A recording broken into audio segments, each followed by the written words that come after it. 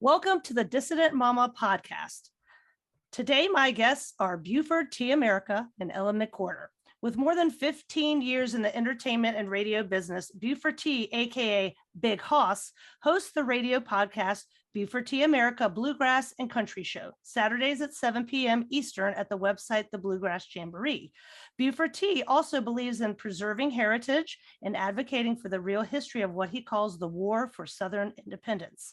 Ellen McWhorter is a member of the United Daughters of the Confederacy and serves on the North Carolina Sons of Confederate Veterans Memorials Fund Committee. She's a member of the Madison County Election Board in Kentucky and has served on various political and civic boards and committees. Together, Buford and Ellen are the hosts of the new podcast, The Road to Dixie, where they team up to bring listeners an informative and entertaining take on the South's history, culture, politics, and people. Welcome, y'all. Welcome. Hello. It's great to be here. Yes. I'm so excited. It was kind of a short notice thing, so the stars aligned, and I'm really happy to have y'all here. And I was talking with you before it started. I've never had two guests before, so I'm going to try to take this really carefully because I want to hear what both of y'all have to say. So awesome. Ellen, you and I have been social media friends for a while, yes. So I'm so excited to get to know you better face to face. And Buford, you're kind of new on my radar, so this is exciting. I want to maybe talk about some of your music stuff, Buford, if we can get to it. But the whole point of this is to dive deep into the road to Dixie. So before we get to that quite there, how did you two meet? Oh, wow. I guess I can speak for this one here. Sure. Me and Ellen actually met through my radio show, actually. Her mom, actually. Right.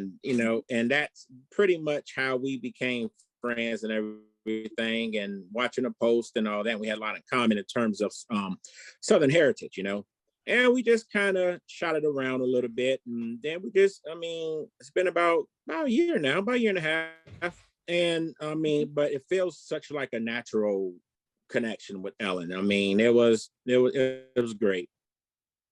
Okay, so just kind of running in the same circles, and it doesn't take much to make kind of dissident friends these days because there's so few dissidents. So yes, that's true. And I was just impressed with his radio show. Once Mom got me to sit down, she said, "Sit down and listen to this. You'll enjoy it." I loved it.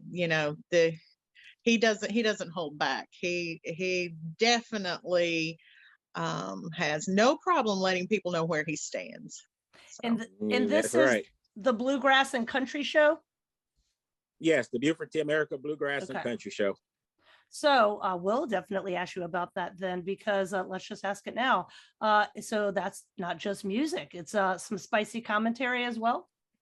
So a lot of my show is basically it's bluegrass, but it's nothing where you're hearing the new bluegrass. I don't do no new bluegrass at all, unless it's like an independent artist or like someone Ellen may recommend, or a few people may recommend that's like up and coming. But in terms of the commercial stuff, I don't play it at all. Okay. My show, I've been told, has the sound and the feeling of how I guess the golden age of radio used to be, maybe like the 50s, 60s type of radio show in the country. What was it? Carl Jones said Orange Blossom Special or something like that? Yes. Mm-hmm. Okay, so kind of classic Americana bluegrass, a little newgrass, but they can't be too polished, like not polished as in playing, but not too, I guess, commercial is like you said. Well, you will throw in some Southern rock and sometimes some R&B. You throw all kinds of things in there, That's what makes it interesting. It's a show. It's a show because I've been doing radio for so long. I was doing another genre of music, but I won't go into that. That's neither here or there. But because I have a lot of years of experience in the entertainment and radio business, it basically I just entertain. So the show comes across as something that you're listening with you're listening with your eyes, if that makes sense. It's like you're listening, but you can visualize the way I interact, the way I talk to people on the radio, the segments I have it broken down into. It's just a show where it's a well-produced show. And it's a call-in thing. People can call in and request or just chit chat with you, ask you a question. So I used to have it where people can call in and request stuff, but they kept calling in and requesting the same song. So I pretty much nipped that. So I want to make it where I want to attract like-minded people, because if I get the same people calling in asking, I want to hear Jane Doe Sunshine, then Jane Doe Sunshine, when I'm on again, wash, rinse, repeat, it gets old. Right. And with that one or two listeners that's calling in are going to steer away new listeners. Like, he just played that. Like, I just heard that song like 2 hours ago, then 30 minutes ago, and now I'm hearing it again, you know? Got it. So I like to bring a lot of difference where I'm not afraid to play the B-sides or like song number 4 from an album that may not be popular, but it fits the theme of my show and my lifestyle. Well, I'm really excited. I've never heard your show and I want to check it out. I'm a huge fan of both of those genres, bluegrass country and kind of everything in between. And I'll make sure to send you the link. All right. Yeah. Because I couldn't quite find the link. I'll talk with y'all after. Make sure I'll put all these links in the show notes page. But I have a strong affinity for like classic drinking songs, the sad songs where like, you know, the bottle let me down and all that kind of thing. So I'll have to check it out. So Ellen, I think she'll like the Big House Happy Hour. Oh, yeah. Yeah. Absolutely. All right. All right. Her alley. All right, gang, let's pivot and talk about the Road to Dixie podcast. Brand new. We found out kind of how y'all met. Why did you start it? What's the purpose? Would you like to go, Ellen, or would you like me to tell that story? No, it was your baby, so I'll let you. All right. So the Road to Dixie derives from a segment that I used to do on my show called The Road to Dixie, which pretty much plays a lot of music that play a lot of Southern heritage music from like either Waylon, Reno and Smiley, Tennessee, Ernie Ford, you name it. And it was the Road to Dixie segment. And I used to do podcasts back in 2005. So I wanted to get back into it, and I wanted to do a pro-Southern heritage preservation style of show. And I was going to do it by myself. And I thought about it, and I was like, me and Ellen been talking for quite a bit, and I ran it across her like, how would you like to actually co-host with me? And I was like, you're very knowledgeable. I feel comfortable with you. And I think that with the dynamic of a male-female type deal on a co-host, when you do podcasts, it tends to give a nice universal appeal opposed to male, female doing a podcast. You know, so I ran across it with Ellen, and I asked her, I'm like, would you like to do it? And she was hesitant at first, and I had to kind of cope her into doing it. But I think it's been successful, and I'm glad that I picked Ellen to actually do this with me. Would you like to fill in some of the gaps, Ellen? You know, maybe your first reaction when Buford, messaged you or called you. What were you thinking? Well, first of all, I was just surprised because, you know, there are so many different people out there who could do this. I was just very honored that he chose me, and it's a completely new thing for me. Something that I've never really done before, but we've enjoyed it so far. So I'm looking forward to more. And we did have our first guest was Carl Jones, who came on and spoke about the Kyle Rittenhouse situation. And I always love talking to Carl. So, yeah, he's so awesome. I think I'm going to enjoy that too. Not only interacting with Buford, but with other people and guests that we'll have on and things. And you've just had two? So. Yeah, me too. You've just had 2 episodes? Right. Okay. Who was the guest on the second one? Or was it just you two? It was, on the first one, it was just the 2 of us. Right. Okay. And then we had Carl on the second one. Got it. Okay. Yeah, I'll link to those as well. So all right, you like Southern history, you two became friends, you're thinking this is going to be, kind of a fun endeavor, but what is the purpose? We all have so little time in this busy, crazy world of ours. Obviously, y'all think this is important. I want to hear from each of you, why you're willing to commit the time and put out a product that you think is important. I guess I'll start. So I'm going to be very transparent here. I don't hold back. It's kind of like my radio show, but dealing with the war for Southern independence or any type of Southern heritage in today's media and generation, and just the perceptions that it's gotten, it's hard for, I'll just say it, for any type of Blacks or African Americans, however you want to phrase it, the fact that it's supposed to be taboo for like someone like me to even know about it or to find out about it. I found that to be kind of, kind of odd. Now, of course, when I was younger, growing up, I was always embedded with there's the cross is bad and it's hate and this and that. Now, I can't speak for groups that do that. For me, I despise them. I'll openly say that. But for those who actually represent it for the right reasons, for the preservation of their lineage, their heritage, for what it stood for. And so I guess to kind of move past that a little bit, as I was growing up, I was doing research in history. I was one of them people that was always told this. And I wanted to know for myself, like, there got to be something more to this, And so as I started doing my own research, everything that was taught to me, whether in school or growing up, was pretty much a lie. Mm-hmm. And I was really shocked at that. So so as it moved forward, as in this generation today, they're trying to remove everything and they're trying to say this is bad or whatever. I'm trying to come from a perspective of, as a Black guy, all right, as a Black man, I'm trying to let people know that it's not bad at all to support it, talk about it, or what have you.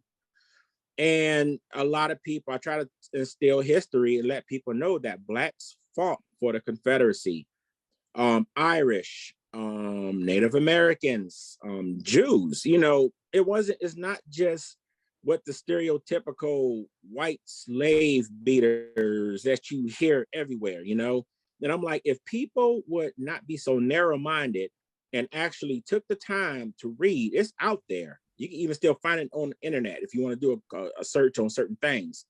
You can find out information and then you can cross-reference it from what you've been taught or heard, and then come up with your own realization of what you want to believe. Now, I'm not one of them people that's going to force you to think like me.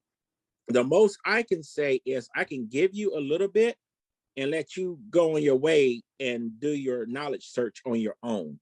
I can't change no one's way of thinking. I don't believe in that. We're in this country, you have the freedom to think how you want. That's fine. But I just want people to know the truth and the history and the heritage of it, as I took time to find out personally on my own. So yes, after I found out what it was really about, how actually there were a lot, and I'm gonna tell you the point, that the part that really got me, that where I was just like, you know what, everything I was told was a lie. When Verena Davis and Jeff Davis adopted Jim Lambert, okay, when I read that story, I was like, you don't hear people talk about that. He was a Black child living in the White House of the Confederacy. So I'm like, if they were so slave beaters, or you got the president of the Confederacy wife who adopted, and they embraced they embraced them as their own, and then from Robert E. Lee, Stonewall Jackson, yeah, I can go on and on, but there are so many prominent Blacks that they did a lot for. They've done a lot that don't get talked about because they don't fit a narrative. So my only goal is to just have people, don't be blinded by what you hear or what you were taught. Read, think for yourself. Use your mind, read, and then realize what you want to know, what's truth and what's lie. That's all. Mhm. And we'll segue to you, Ellen. But one of the things, I was kind of like you, got a little bit of good history when I was a kid, because I'm kind of old, and it wasn't too bad in Richmond, Virginia at that time, forever ago. And then, I got kind of indoctrinated in college and then let the media absorb into my mind. But real history is so fascinating. It's just not boring at all. I always tell people it's like a soap opera. It's stories of, complete tragedy and redemption, and these people who may do this thing that you don't like, but then you see this aspect. It's a beautiful human story. So I was feeling that when you were talking about Verena Davis and Jefferson Davis. All right, Ellen, tell us about the purpose, why you want to do it, why you want to commit to give people the truth and entertainment. Well, I grew up with a father who many times I thought, good grief, he's off his rocker. He's a little bit crazy, but he would tell me things that were so contrary to what I was learning in school. Right. He wouldn't sing the battle hymn of the Republic. He didn't believe in the Pledge of Allegiance. He would always say, we are living under military rule. We are living in illegally occupied territory. That's really how he felt. Mm-hmm. He felt that way. And he was so unreconstructed that as a child, it did sometimes, I was in awe of him because he was an amazing human being, but sometimes I just thought, he's taken stuff too far.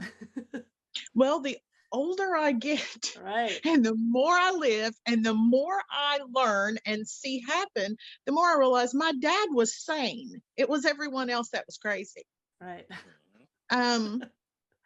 And I really think that one thing that opened my eyes was in 2012 when I visited Scotland for the first time, which had been a dream of mine since I was a little girl. And I'm here to embrace all this history and this heritage. And I'm so fortunate to have friends there that I can stay with. And so I have 3 glorious weeks with friends taking me around. But I kept encountering people who put especially Southern Americans down. If you're considered a Southern conservative American, they had a really bad, I'm trying to think how to word this, but they really had this weird preconceived notion about us. They didn't understand why we were proud of where we came from or who we were. And that just was very difficult for me. And through the years, I've come to realize that, I didn't have to go to Scotland to encounter that. It's everywhere. It's around us everywhere. Those stereotypes, those preconceived notions. We're taught myths in school. We're taught myths. It's mythology, what these kids are learning. So after what happened in Durham, especially, it lit a fire in me to do the best that I could to educate, to help anyone who's willing to listen understand not only history, but the present and what's happening and what's happening to our society today. Mm-hmm. And I promised my dad, who passed away in 2017, he had cancer and he was lying in bed, and the Durham statue had just been vandalized, destroyed. And he said, Ellen, what's going on in North Carolina? And I said, I don't want to get you upset, Daddy. And he said, what is going on? So I told him what I knew. I talked to him about it. And he said, you have to stand up. You have to fight. Even if you stand alone, you know how I raised you. And I won't be here anymore. You have to carry on. And I promised him that I would. And so that's a part of my mission too, is the legacy, my family legacy. So I'm hoping that maybe with the Road to Dixie, there will be people who otherwise wouldn't tune in to something like that, who otherwise might not really want to listen to a history lecture, or even aren't interested in politics, that there might be something different that will get people talking. They'll say, well, give them a listen, or, for lack of a better way of saying it, there's this big black guy on there and he's all pro-Confederate. That will get people to listen. I mean, let's face it, it will.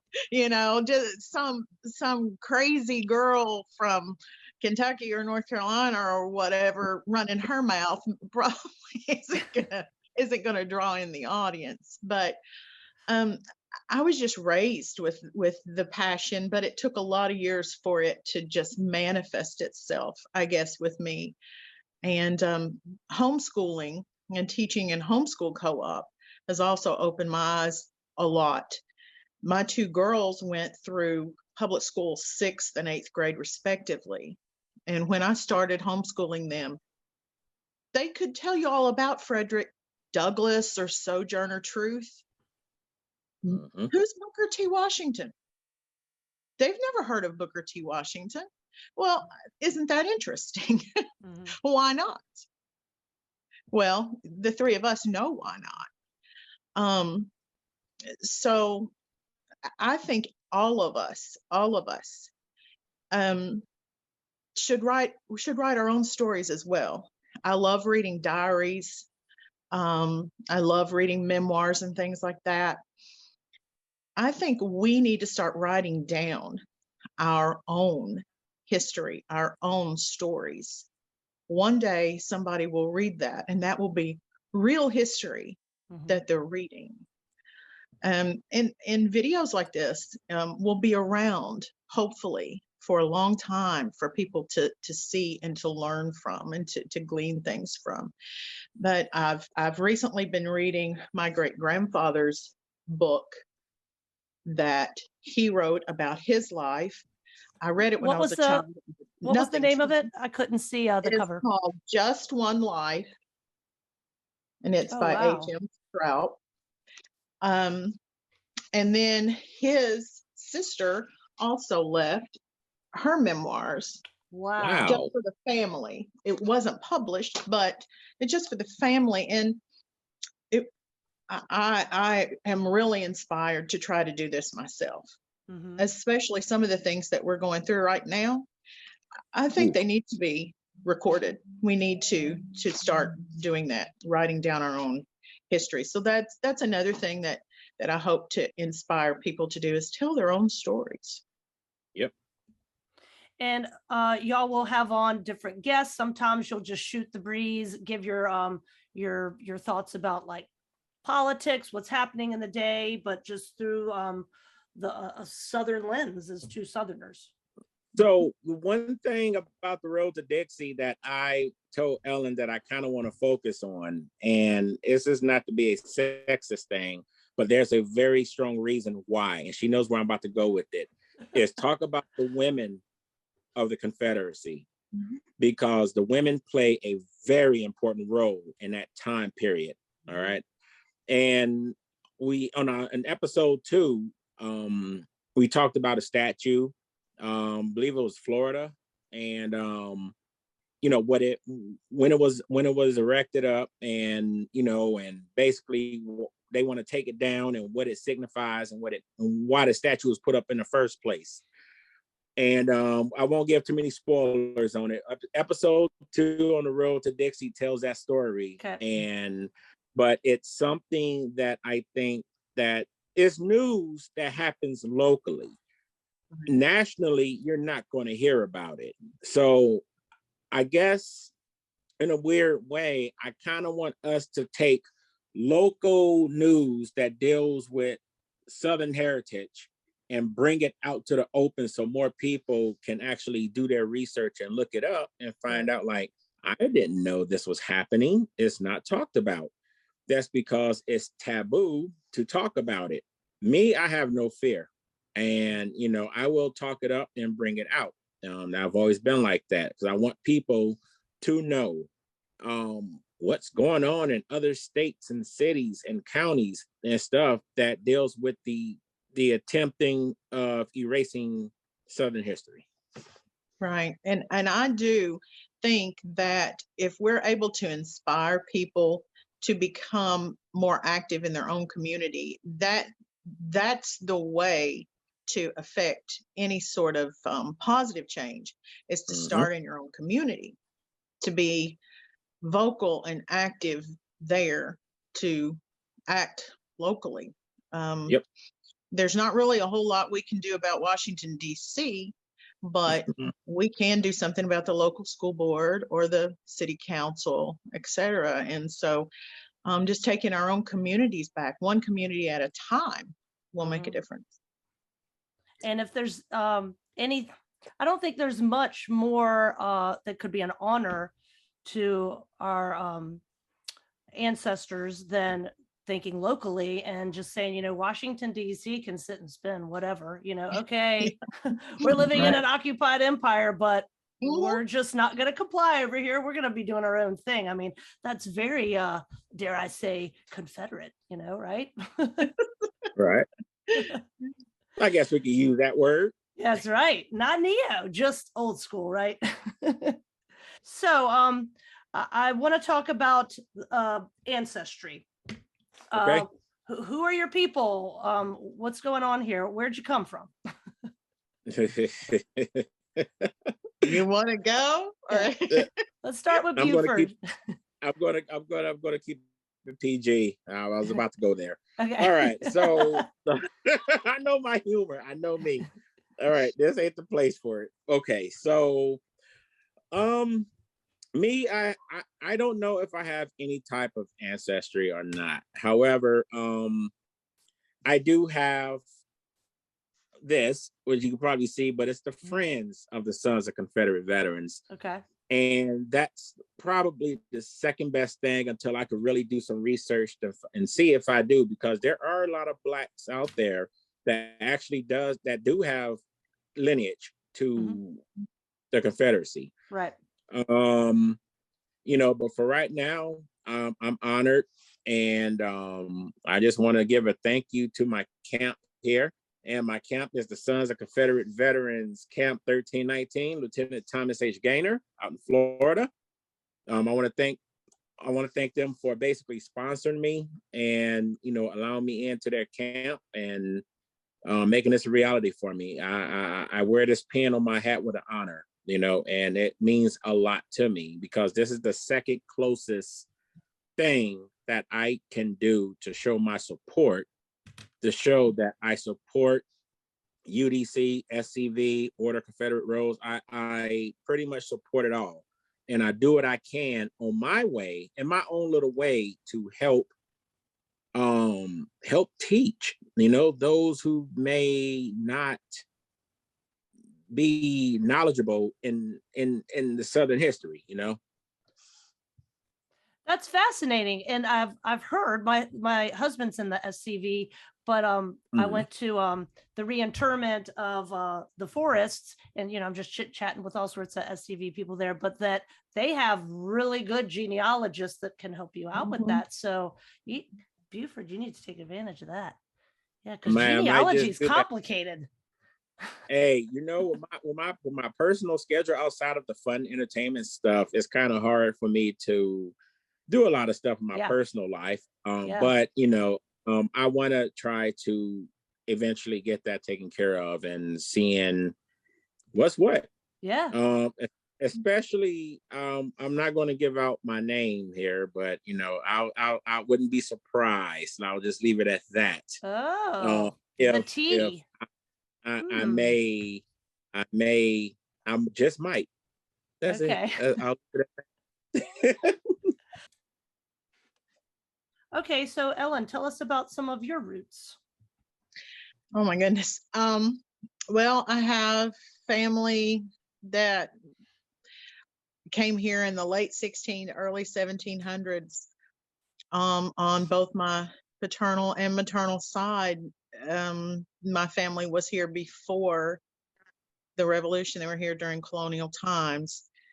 I have a lot of ancestors who fought in the Revolution, some really very interesting ones, honestly. Some who were regulators over mountain men. One of my Hardin ancestors was actually the Speaker of the House of the lost state of Franklin, that's in the area, I think, where you are, Buford, originally. Yep, it is. My Lieutenant Colonel Frederick Hambright was one of the commanding officers at Kings Mountain. He has a sword that's actually displayed in the museum.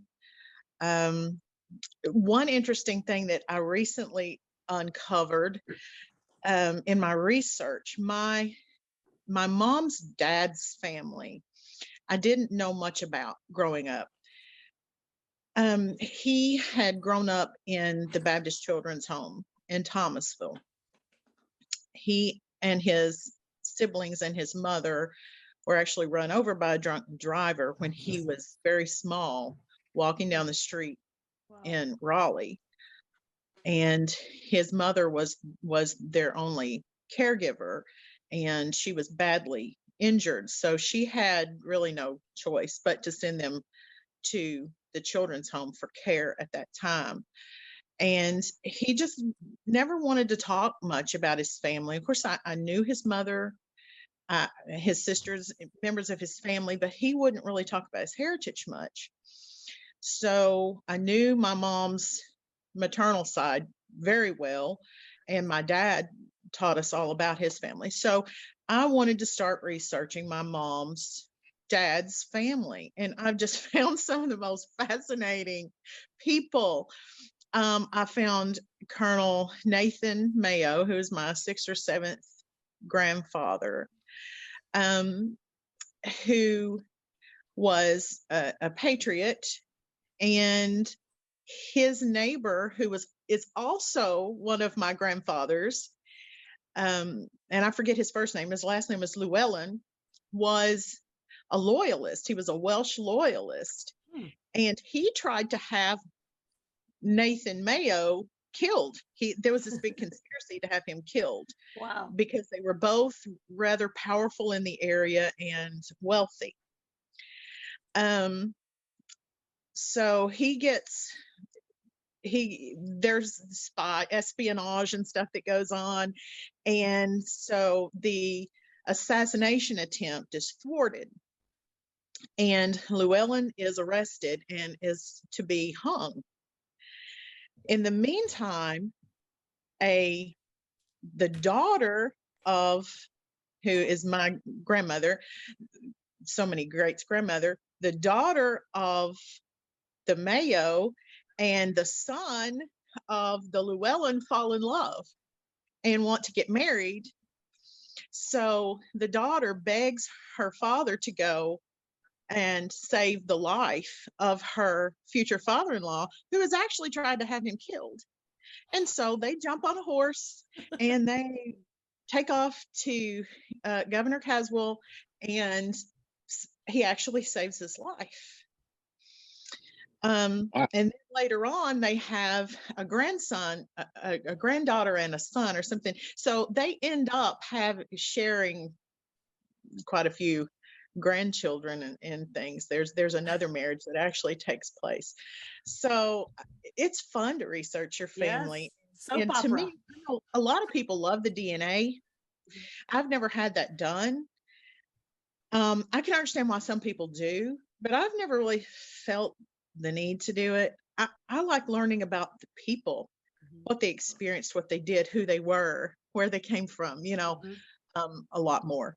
So, Let me and I ask you a quick. Confederate heritage as well, if uh, you would like. But Yes, I would like to hear just a little bit of that, but I mean, would you consider yourself kind of a genealogical guru? I mean, you know some really deep secrets, this whole soap opera well, aspect. That's pretty hard to do. Ooh. I I enjoy it. When I turned 50, I gave myself a gift. I Oh, got the Ancestry, the Fold 3, the mhm, newspaper, the whole thing. Mainly because I wanted to research, like I said, my grandfather Wilkie's heritage. And I was just I loved it. I there for a while. I had to make myself get off the computer. right. I'm like, okay, you've got children to teach, you've got a house to clean. Right. Um, and I don't know. I mean, if I'm a guru necessarily, but I love digging, and I love the discovery. And I've helped quite a few Right. friends find ancestors in order to join the SCV. Mhm. Uh, Hmm. but a lot of times I go in where other people have been working on things, and I see where they just, if a hint pops up on Ancestry, they just accept it. And Right. I don't do that. I like the digging. I like to confirm. I like the documentation. And if you don't do that, then you miss these juicy things. You miss Right. learning about the people. So I think I can see the light bulb over Buford's head, and I have the same one over mine. I'm like, guess who's going to help me with my genealogy? Miss yes, Ellen. I can. Yeah, exactly. Exactly. Okay. Did you want to name a couple of your Confederate ancestors that you know about? Well, I have my dad had an ancestor that was in the Kentucky Orphan Brigade. I have three great grandfathers who were murdered at Point Lookout, and they're in the mass grave there. Wow. Um, and I had numerous uncles, especially the Wilkies. When I got to researching that, I had numerous Wilkie um, uncles who served in various North Carolina, the 41st, the 26th. I had one who was actually wounded in the 26th at Gettysburg. Um, the one that my son joined the SCV with is actually my great great grandfather. And I remember my great grandmother, his daughter.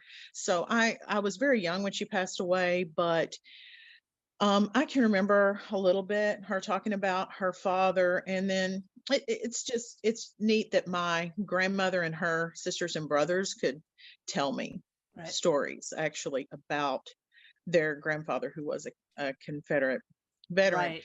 His name was Robert Gamewell Graham. They called him Pegleg because he lost a leg at Cold Harbor. Wow. And I have pictures of him, and his brother also served. They were in the South Carolina 6th. His brother, William, also served, and William was Billy Graham's grandfather. Huh. So my great great grandfather and Billy Graham's grandfather were brothers. Fascinating. Mhm. Yeah. So, we get pushback for, kind of being Southern without apology. And, I had somebody in a comment section to an essay I'd written saying, you're obsessed with geography. Like, to say that Okay. to people, it's And really flabbergasting. It's like, it's a place where people live and their families. And so they're my people. right. Like, it's bizarre. Like, that happens Mhm. to nobody else, but only like people who are Southern without apology. So, Yep. let me ask you, Buford, you had talked about kind of being indoctrinated, when you were younger. What kind of snapped you into, besides just wanting to know more, like, was there a thing that happened that made you think, okay, this is all bunk, I just don't believe it? And then my second part of that question to you, Buford, would be, do you have kids, and what kind of pushback do they get, assuming they are Southern without apology too? So no on that one. And the other one is basically, to be honest and tell you the truth. So around the time, this was some time ago, when they were just talking about the cross is racist and bad and stuff like that. After hearing it so much, as I got older, I started coming into my own self, and starting to think for myself. And so I was like, I want to do some research, thorough research on why is this so bad? I want to know.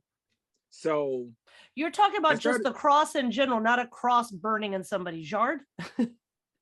I No, think the he's St. talking Andrew's about the battle flag. the battle flag. Oh, I was thinking the Christian cross, The which they Southern say Cross, is yeah. white supremacist too. Okay. The St. Got Andrew's, it. right. So All when right, I say got the it, got it. cross, it's like down with the ego, up with the cross. I mean, Okay. it's yeah.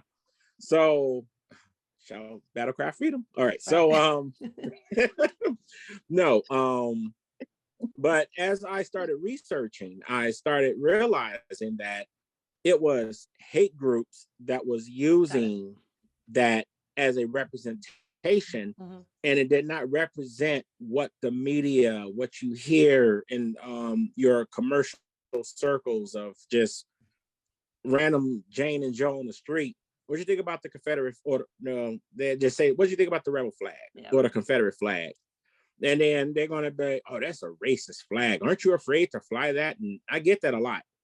And so I started kind of putting one and one together. Like, they're saying one thing, but I'm reading something else. Fast forward, I started meeting friends and people that actually flew it. And I asked them, I had no fear. And I was like, what does this flag represent and mean? I need to know, because I'm hearing that it's racist and stuff, but people that I know that fly it don't have a racist bone in their body. So what's going on? And they broke it down to me. And that was like a breadcrumb that made me go down that rabbit hole to start digging. And as I started digging, I was thinking to myself, that's when I found out about there were blacks in the Confederacy. Are you kidding me? And right there, when I found that out, it was just like, you know what? This needs to be preserved and talked about. And then when they started saying they're trying to ban it and everything else years ago, the one thing you don't do with me is tell me what I'm not allowed to do. I don't play that. So when they started saying, you're not supposed to fly that because it means this and that, in the first beginning, I started collecting it because I was like, it's going to be a collector's item. If they do succeed in banning this stuff, if I get it before it's gone or banned, at least I can have some kind of history to say I have it. Right. But then as I got older and started meeting people and talking to people and researching and realizing it wasn't what it was, it totally flipped, and I totally did a 180. And now I'm about trying to preserve it, especially coming from a Black man's perspective point of view. There's only one other one that I really know of. I know there's many of us out there, but there's only one, which is HK, which is a good guy. So HK Edgerton. Yes. So while he's doing his thing on his front, he's been very successful, and I respect the hell out of him. All right. And my thing is, while he's doing it on his front, because I have a platform, I've been in this business for a while, I know how to promote something, whether radio or media or something. While he's doing it on his front, I can do it on my front. Right.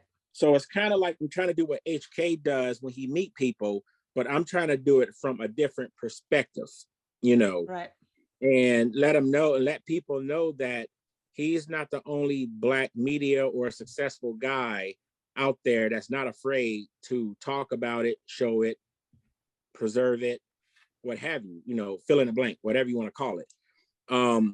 And I want to do it in my way, so I can never fill his shoes, but I hope to have a pair of shoes that if, God forbid something happened to the man, at least the shoes from a black person's perspective can be carried on and won't fade away. Right. You got blacks that are conservative and Trump supporters and stuff, whatever. It ain't even about politics. But I want to do this not from a political standpoint, but I want to do this from a historic standpoint. Right. And that's why I play certain music on my show that tells the story of what happened between 61 and 65, Mm-hmm. And I play quite a bit. I have no shame. I don't just play your stuff that sound like Southern outlaw stuff. I play some hardcore stuff. Like, I'm probably the only show right now that's on radio that play Dixie's Land with no shame. I can't wait. Multiple variations of it. Yes. Well, I find it interesting, Southern people, that would be the three of us and our kith and kin. I think we all have that spirit, the ones that haven't been reconstructed. You tell me to do something, maybe if you give me a good reason, okay, I'll consider it. But when you just say this is absolutely off limits, I'm like, well, I'm going to do it now, Mm-hmm. And I think y'all kind of fall into that category. So I want to thank publicly the media and all the people in the world who said, I'm not supposed to be a black man. I'm not supposed to learn about it or see it, because not all blacks are alike. And people like me will do his own research. I'm a lot smarter than I let on to be. Yes. And I want to find out my own hey, I'm going to put it out there. You say that you don't want blacks to be slave-minded and they were slaves. Well, if you want me to think a certain way, and me being black, what you're doing is you basically want me to be a slave because you want me to think of what you want and not a free will thinker. Right. So therefore, what you tell me to do, I'll take it under consideration. But at the end of the day, what I come up with for my final answer is going to be me and mine alone. That's right. Amen. Okay, so are you from Florida, Buford? No, I'm Northeast Tennessee. Okay, Tennessee, and Ellen, you're North Carolina and Kentucky. Right. So I think y'all are kind of about my age range-ish. I'm 50, so a little younger, a little older. I'm 21. You're 21. So I want to ask y'all about your experiences growing up, specifically with like the battle flag. Grew up in Richmond, wasn't a big deal. My high school, like, it was the flag. We were the Freeman Rebels, all this kind of thing. And it kind of happened slowly, and everybody's like, oh, that's not going to happen. It's just wackadoodle academics talking about it. And then all of a sudden it started happening like hardcore. What was it like growing up where y'all were? It was not an uncommon thing, and very few people were aghast to see a battle flag in somebody's yard or on a t-shirt. Is that how it was where y'all grew up? Mm-hmm. So absolutely. Go ahead, Buford. Go ahead. This one's going to kind of touch deep with me. I'm not trying to take all the time from Miss Ellen, but in terms of that, where I was born, I wasn't born in Tennessee, but where I was born, I came up in a time when segregation in certain cities and that I grew up in, was real. And so when you seen that flag, it was the way I grew up as a kid, all right? Like, I'm talking about like 3, 4, 5, 6, it was Black Power this, or Revolution this, or, down with Whitey, it was that type of talk from the era I grew up in. Mm-hmm. And so it was a different generation and a different time. But I guess let's fast forward. Well, back then, if I seen it, again, let's rewind back, I thought that it was just racist. I didn't even know about history or heritage as a kid. I just knew that if I seen that the battle flag flying somewhere, they were automatically racist. Okay. And as I got older, that's when I learned the truth, But I mean, that's just my experience from it and my humble beginnings of seeing that. That's what I always thought it was. And I want to get to Ellen, but let me ask you yes. something, Buford. This segregated city, was it in the North or South?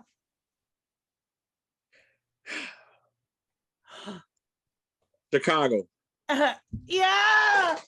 See, because we're listening, everybody's thinking, oh, it's in a southern city. Isn't that fascinating? Huh? We still love you, Buford.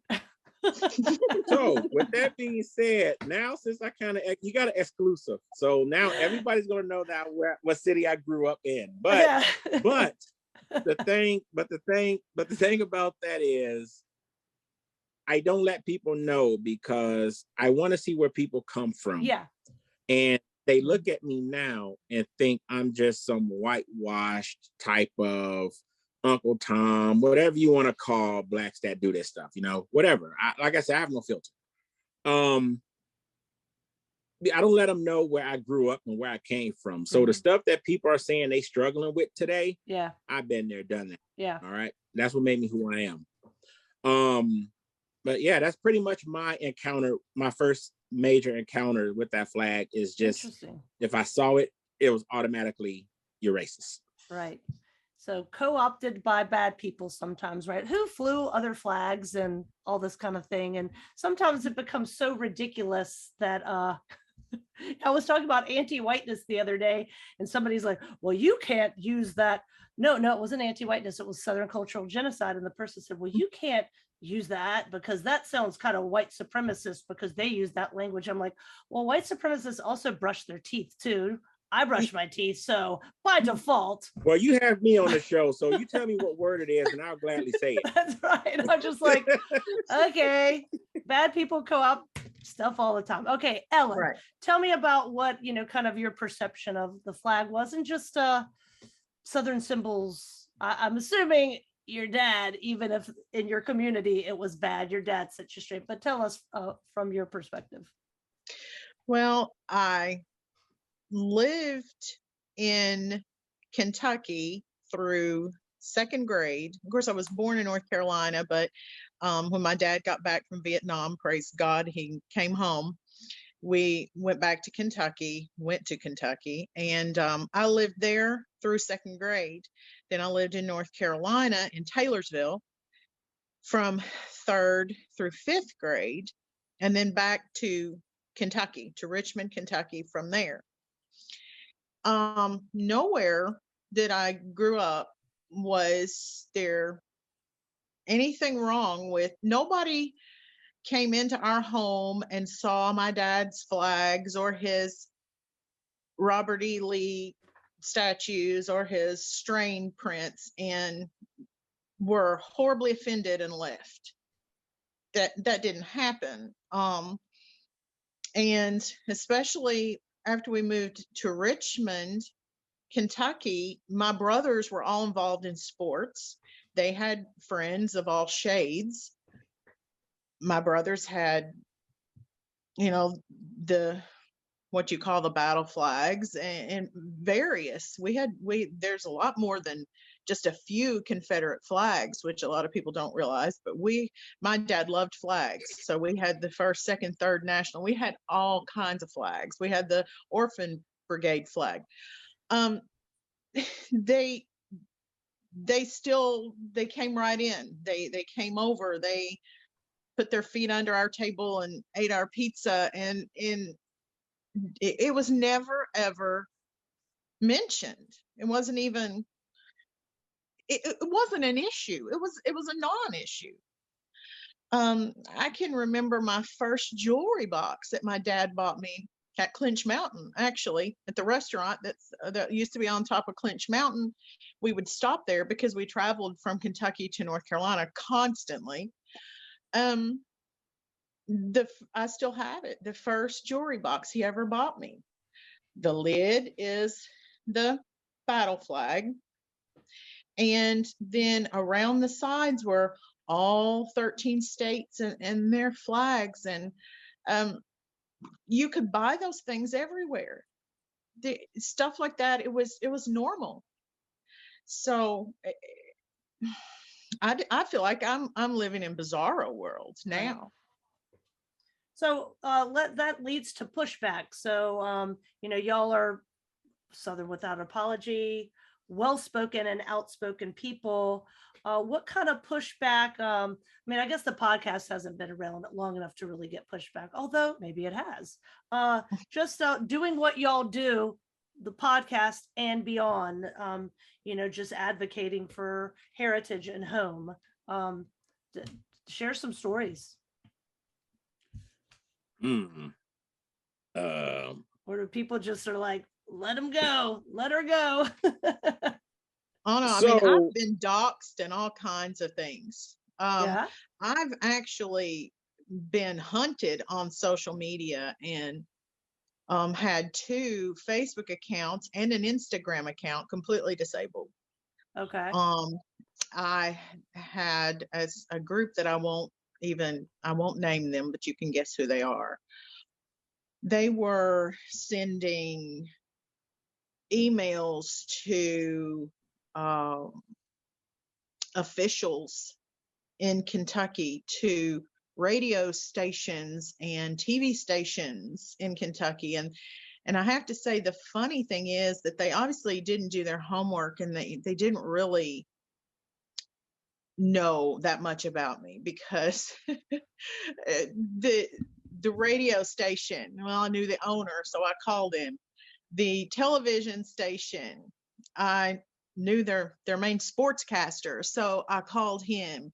The 2 elected officials, one of them I grew up with, and the other one I worked on his campaign. They actually were emailing the Secretary of State, Whoa, who I knew as well. And so it's funny, because I could sit back and kind of laugh about it and say, they think because I'm a member of the UDC that I should not be on an election board. What does one have to do with the other? Nothing. Right. But it made me stop and think about other people who maybe they don't have the connections. They don't know people. They don't know who to call or what to do when these things start. And who haven't been so open. I've always been open. Mm-hmm. I mean, nobody was shocked to find out that I was a member of the UDC. Right. I mean, that wouldn't shock anyone, because I've always been who I am. But yeah, I mean, they are watching, and they are organized, and they will, if they see someone as any type of threat, they will go after you.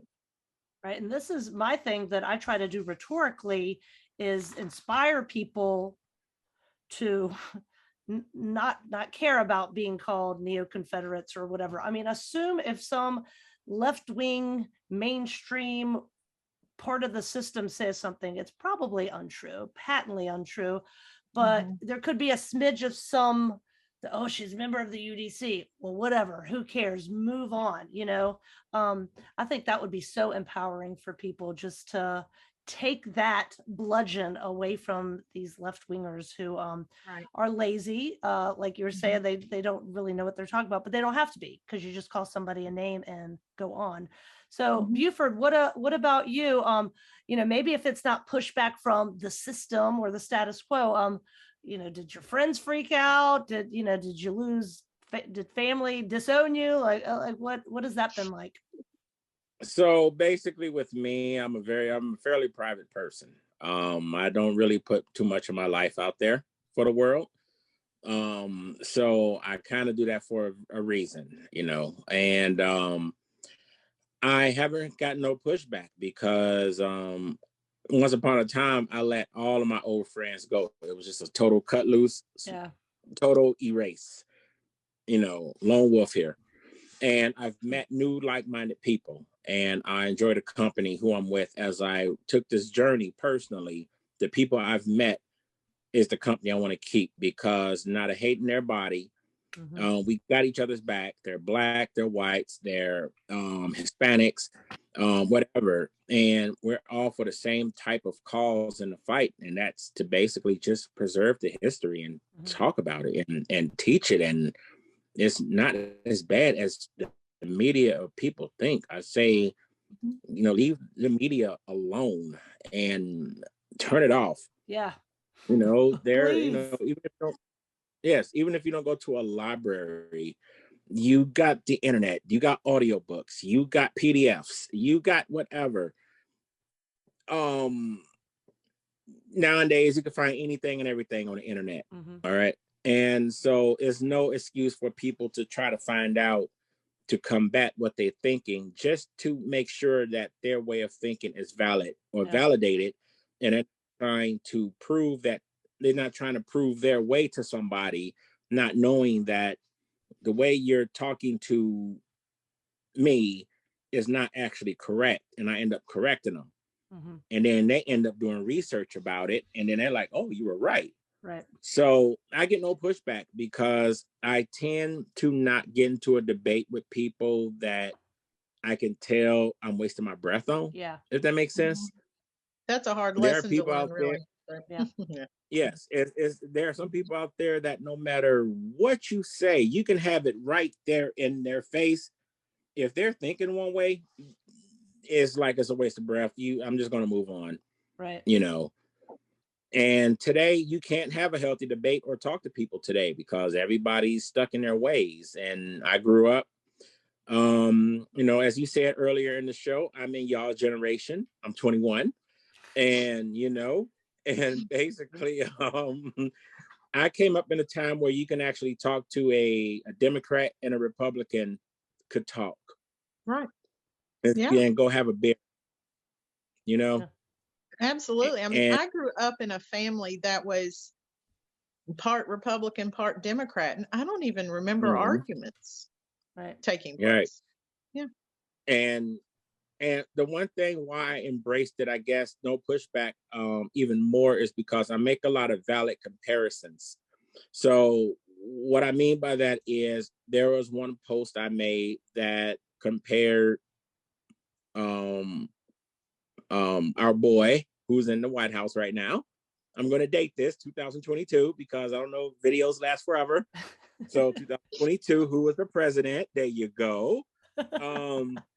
I compared them to Lincoln and the overreach that Lincoln did and the stuff that this current president of 2022 is doing now.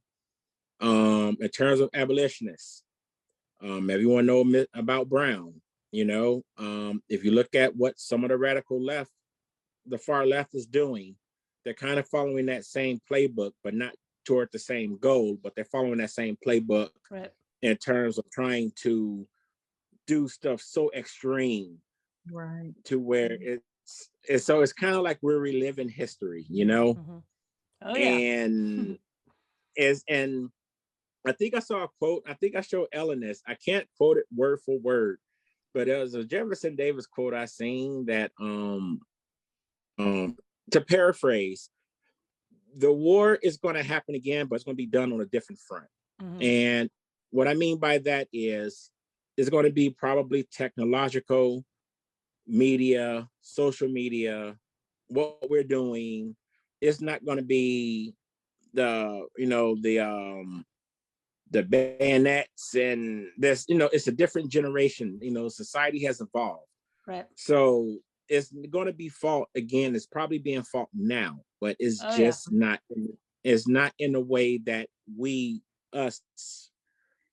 know it how it was fought. And it's being fought in a whole new way, and it's happening right now. There's all new Browns. There's all new Lincolns. There's and people like us are how the South was. It's like, leave us alone. Yeah, you're gonna have to check that out. Oh, that was hot.